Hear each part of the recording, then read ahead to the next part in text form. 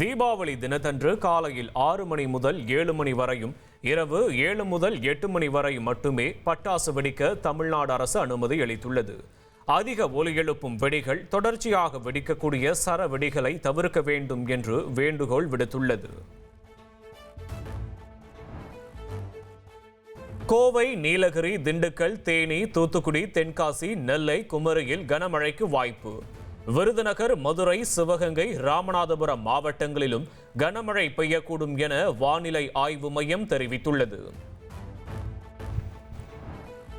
பள்ளிகளில் தற்போது பணியில் உள்ள இடைநிலை ஆசிரியர்கள் மற்றும் பட்டதாரி ஆசிரியர்களுக்கு ஜனவரி 24 மற்றும் 25ஆம் தேதி சிறப்பு தகுதி தேர்வு நடத்தப்படும்.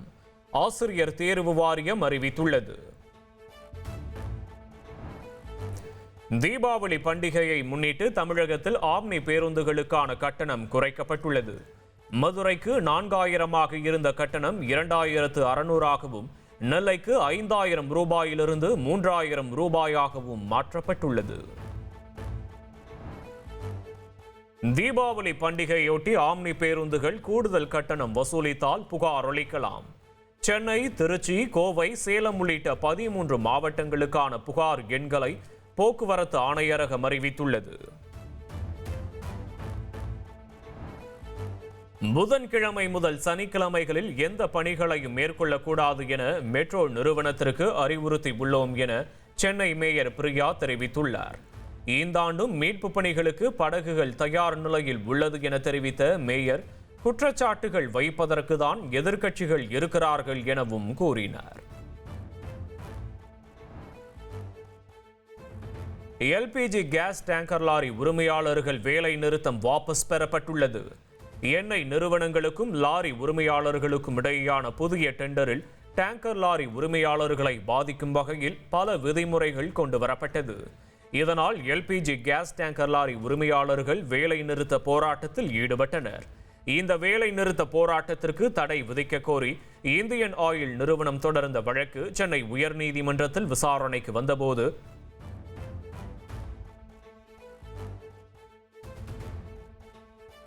சென்னையில் ஆபரண தங்கம் ஒரே நாளில் சவரனுக்கு 1960 ரூபாய் அதிரடியாக உயர்ந்துள்ளது. ஒரு சவரன் தங்கம் 94,600 ரூபாய்க்கு விற்பனை செய்யப்படுகிறது.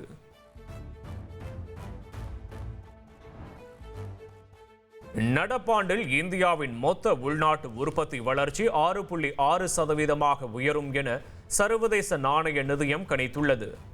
அமெரிக்க வரிகளின் தாக்கத்தை உள்நாட்டு உற்பத்தி வளர்ச்சி ஈடுகட்டும் எனவும் கூறியுள்ளது.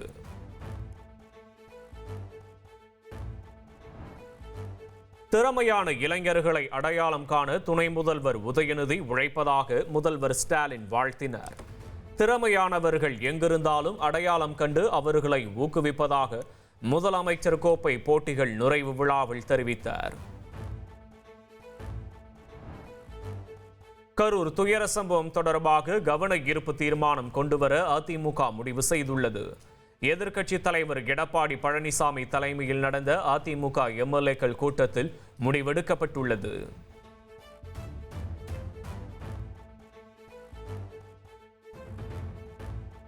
சட்டப்பேரவை வளாகத்தில் அன்புமணி ஆதரவு எம்எல்ஏக்கள் தர்ணாவில் ஈடுபட்டனர்.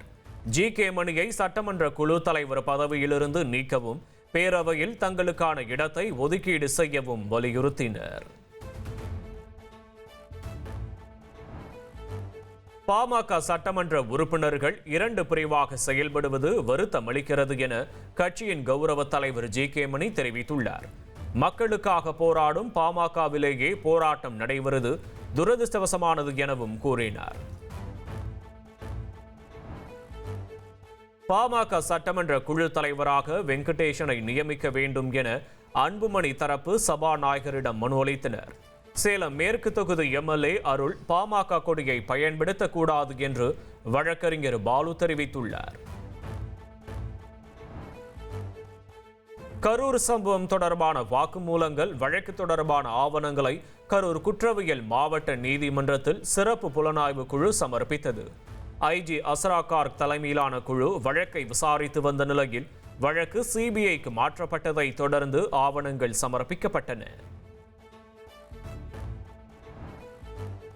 தவேக தலைவர் விஜய் கரூர் எப்போது செல்வார் என்பது குறித்து பொதுச் செயலாளர் ஆனந்த் மூலம் ஒரு சில நாட்களில் அறிவிக்கப்படும். யாரும் தலைமறைவாக இல்லை, எந்த நிகழ்ச்சியிலும் கலந்து கொள்ளாமல் இருந்ததாக தவேக இணை செயலாளர் CTR நிர்மல்குமார் தெரிவித்துள்ளார். திண்டுக்கல் தவேக தெற்கு மாவட்ட செயலாளர் நிர்மல்குமாருக்கு ஜாமீன் வழங்கி திண்டுக்கல் மாவட்ட நீதிமன்றம் உத்தரவிட்டுள்ளது. முதல்வர் உயர்நீதிமன்ற நீதிபதி குறித்து அவதூறு பரப்பியதாக நீதிமன்ற காவலில் வைக்கப்பட்ட நிலையில் ஜாமீன் வழங்கப்பட்டுள்ளது. கட்சிகள் பொதுக்கூட்டங்களுக்கு நெறிமுறைகளை வகுக்க கோரிய பொதுநல வழக்கு. உச்சநீதிமன்ற உத்தரவுப்படி 2 நீதிபதிகள் கொண்ட அமர்வு அமைக்கப்படும் என்று உயர்நீதிமன்ற மதுரை அமர்வு உறுதியளித்துள்ளது. பெண்கள் குறித்து சர்ச்சை கருத்து கூறியதாக அனைத்திந்திய மாதர் சங்கத்தினர் புகார் அளித்துள்ள நிலையில் அதிமுக MP CV சண்முகத்திற்கு மாநில மகளிர் ஆணையம் சம்மன் அனுப்பியுள்ளது. வரும் 17ஆம் தேதி விசாரணைக்கு நேரில் ஆஜராகுமாறு கூறியுள்ளது. ராஜஸ்தான் மாநிலம் ஜெய்சால்மரில் ஓடும் பேருந்தில் திடீரென தீ விபத்து ஏற்பட்டதால் பரபரப்பு ஏற்பட்டது. 10 பேர் உயிரிழந்துள்ள நிலையில் பலர் தீ காயங்களுடன் மீட்கப்பட்டு மருத்துவமனைகளில் அனுமதிக்கப்பட்டுள்ளனர். டாஸ்மாக் சோதனை வழக்கு விசாரணையில் மாநில உரிமைகள் பறிக்கப்படவில்லையா என அமலாக்கத்துறைக்கு உச்சநீதிமன்றம் அடுக்கடுக்கான கேள்விகளை எழுப்பியது. அமலாக்கத்துறை சோதனைக்கு சென்னை உயர்நீதிமன்றம் விதித்த இடைக்கால தடையை உச்சநீதிமன்றம் உறுதி செய்தது. திருச்செந்தூர் சுப்பிரமணிய சுவாமி கோயிலில் 4 மாதத்திற்குள் அறங்காவலர் குழுவை நியமிக்க வேண்டும் என்று மெட்ராஸ் உயர்நீதிமன்ற மதுரை அமர்வு உத்தரவிட்டுள்ளது. கடந்த ஓராண்டாக அறங்காவலர் குழுவிற்கு உறுப்பினர்கள் நியமிக்கப்படாமல் உள்ளதாக தாக்கல் செய்யப்பட்ட மனு விசாரணைக்கு வந்தது. அப்போது ஓராண்டுக்கு முன்பே அறங்காவலர் குழுவின் தலைவரை நியமித்து விட்டதாகவும் கும்பாபிஷேக பணிகள் இருந்ததால் உறுப்பினர்கள் நியமிக்க கால தாமதம் ஏற்பட்டுவிட்டதாகவும் அரசு தரப்பில் தெரிவிக்கப்பட்டது. இதையடுத்து ஓராண்டாக உறுப்பினர்களை நியமிக்காமல் இருப்பது சட்ட விதிகளுக்கு புறம்பானது என உயர்நீதிமன்றம் தெரிவித்தது. 4 மாதத்திற்குள் அறங்காவலர் குழு உறுப்பினர்களை இந்து சமய அறநிலையத்துறை நியமிக்க வேண்டும் என்று உத்தரவிட்ட உயர்நீதிமன்றம் அப்படி இல்லையெனில் நீதிமன்றமே அறங்காவலர் குழு உறுப்பினர்களை நியமிக்கும் என அறிவித்தது.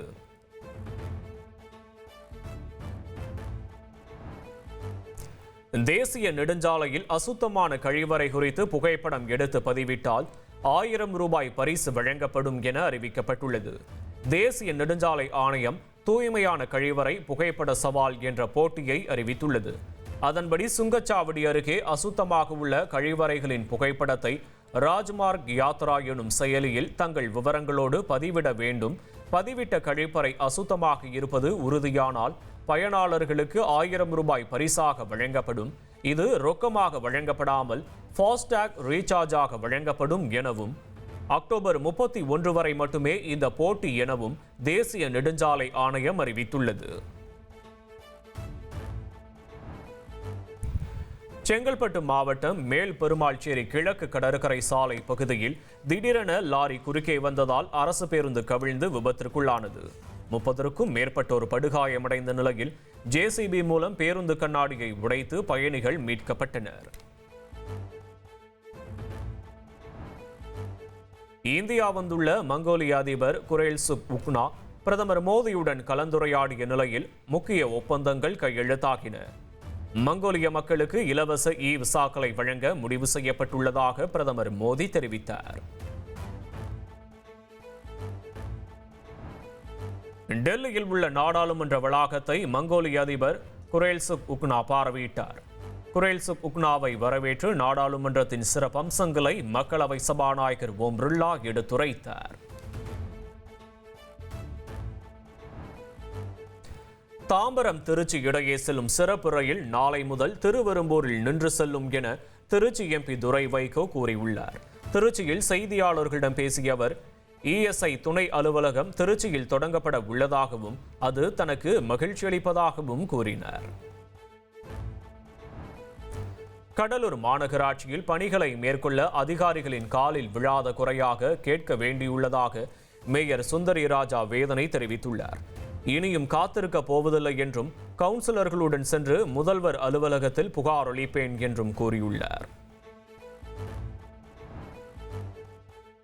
பீகார் சட்டப்பேரவை தேர்தலில் பாஜக சார்பில் போட்டியிடும் 71 பேர் கொண்ட முதற்கட்ட வேட்பாளர் பட்டியல் வெளியிடப்பட்டது. துணை முதல்வர்களாக இருக்கும் சாம்ராட் சௌத்ரி தாராபூர் தொகுதியிலும், விஜய்குமார் சின்ஹா லக்கிசராய் தொகுதியிலும் போட்டியிடுகின்றனர். சர்வதேச விதிகளை வெளிப்படையாக சில நாடுகள் மீறி வருவதாக இந்திய பாதுகாப்புத்துறை அமைச்சர் ராஜ்நாத் சிங் குற்றம் சாட்டியுள்ளார். சில நாடுகள் சர்வதேச விதிகளை பலவீனப்படுத்த முயல்வதாகவும் டெல்லியில் நடைபெற்ற ஐக்கிய நாடுகள் படை தளபதிகள் மாநாட்டில் தெரிவித்தார். மாநில திட்டக்குழுவால் தயாரிக்கப்பட்ட 4 அறிக்கைகள் முதலமைச்சர் ஸ்டாலினிடம் சமர்ப்பிக்கப்பட்டது. கலைஞர் மகளிர் உரிமை திட்டத்தின் மூலம் வழங்கப்படும் தொகை மருத்துவ செலவுகள் மற்றும் குழந்தைகளின் கல்விக்காக பயன்படுத்தப்படுவதாக தெரிவிக்கப்பட்டுள்ளது.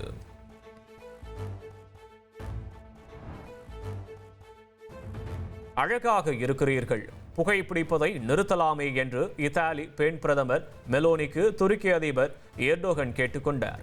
அதற்கு வாய்ப்பு இல்லை என அருகில் நின்ற பிரான்ஸ் அதிபர் மேக்ரான் சிரித்தவாறு கூறிய நிலையில், புகைப்பிடிப்பது உலக தலைவர்களுடன் பிணைப்பை ஏற்படுத்திக் கொள்ள உதவுவதாக மெலோனி தெரிவித்தார்.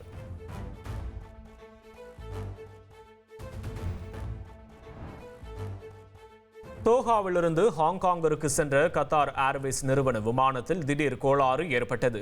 விமானம் அகமதாபாத்திற்கு திருப்பி விடப்பட்டு பயணிகள் பத்திரமாக வெளியேற்றப்பட்டதாக விமான நிறுவனம் தெரிவித்துள்ளது. மடகாஸ்கரில் அரசுக்கு எதிரான போராட்டம் வெடித்த நிலையில் ஆட்சியை ராணுவம் கைப்பற்றியது. நாடாளுமன்றத்தை கலைத்த அதிபர் ஆண்ட்ரி வெளிநாட்டிற்கு தப்பியோடிய நிலையில் அதிகாரத்தை கைப்பற்றியதாக ராணுவம் அறிவித்துள்ளது.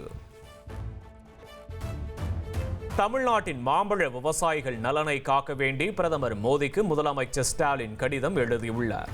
குளிரூட்டப்பட்ட துறைமுகங்கள், தர சோதனை ஆய்வகங்கள் போன்ற உட்கட்டமைப்பை மேம்படுத்த தேவையான ஆதரவுகளை வழங்க கோரிக்கை விடுத்துள்ளார்.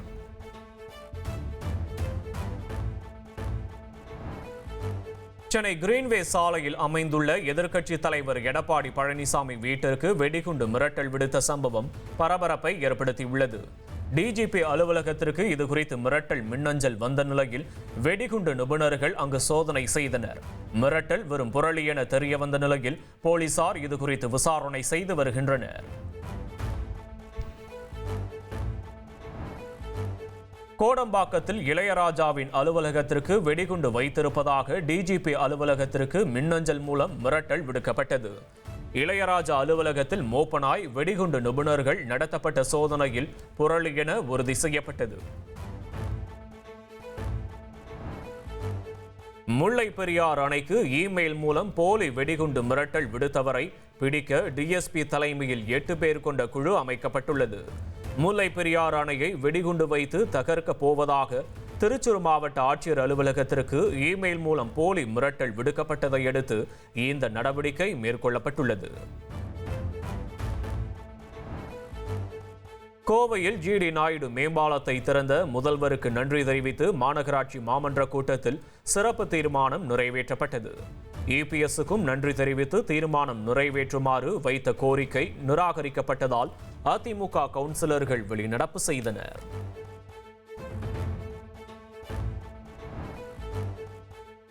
திருமணம் செய்து கர்ப்பமாக்கி மோசடி செய்துவிட்டதாக அளிக்கப்பட்ட புகாரில் சமையல் கலை நிபுணர் மாதம்பட்டி ரங்கராஜ் மற்றும் ஜாய் கிறிசில்டா ஆகியோர் அக்டோபர் 15 விசாரணைக்கு ஆஜராக வேண்டும் என மாநில மகளிர் ஆணையம் சம்மன் அனுப்பியுள்ளது.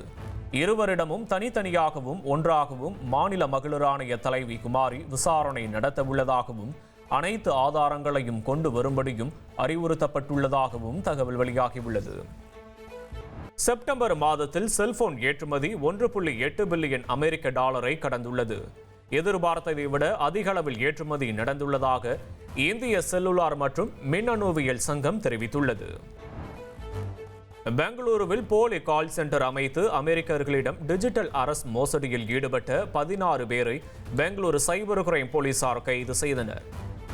HSR லே அவுட் பகுதியில் போலி கால் சென்டர் அமைத்த ஒரு கும்பல் அமெரிக்கா உள்ளிட்ட வெளிநாட்டினரை தொடர்பு கொண்டு டிஜிட்டல் அரெஸ்ட் மோசடியில் ஈடுபட்டது குறித்து தகவலறிந்த பெங்களூரு காவல்துறையினர் கால் சென்டருக்குள் அதிரடியாக புகுந்து 16 பேரை கைது செய்தனர். மேலும் கைது செய்யப்பட்டவர்கள் இந்த கும்பலின் பாதி பேர்தான் என்றும் மீதி பேரையும் விரைவில் கைது செய்வோம் என்றும் காவல்துறை தரப்பில் தெரிவிக்கப்பட்டுள்ளது. இலங்கை யாழ்ப்பாணம் மீனவர்கள் வலையில் பெரிய அளவிலான 15 சுறா மீன்கள் சிக்கியுள்ளதால் மீனவர்கள் மகிழ்ச்சி அடைந்துள்ளனர். இலங்கையில் கடந்த சில தினங்களுக்கு முன் 250 கிலோ வரையிலான சுறா மீன்கள் சிக்கியது. தற்போது யாழ்ப்பாணம் வடமாராட்சி சேர்ந்த மீனவரின் வலையில் 150 கிலோ வரை எடை கொண்ட 15 சுறா மீன்கள் சிக்கியுள்ளன. அவை சக மீனவர்கள் உதவியுடன் கடும் போராட்டத்திற்கு பிறகு கரைக்கு கொண்டுவரப்பட்ட நிலையில் 1 கிலோ ரூபாய் 1500 வரை விற்பனையாவதால் மீனவர்கள் மகிழ்ச்சி அடைந்துள்ளனர்.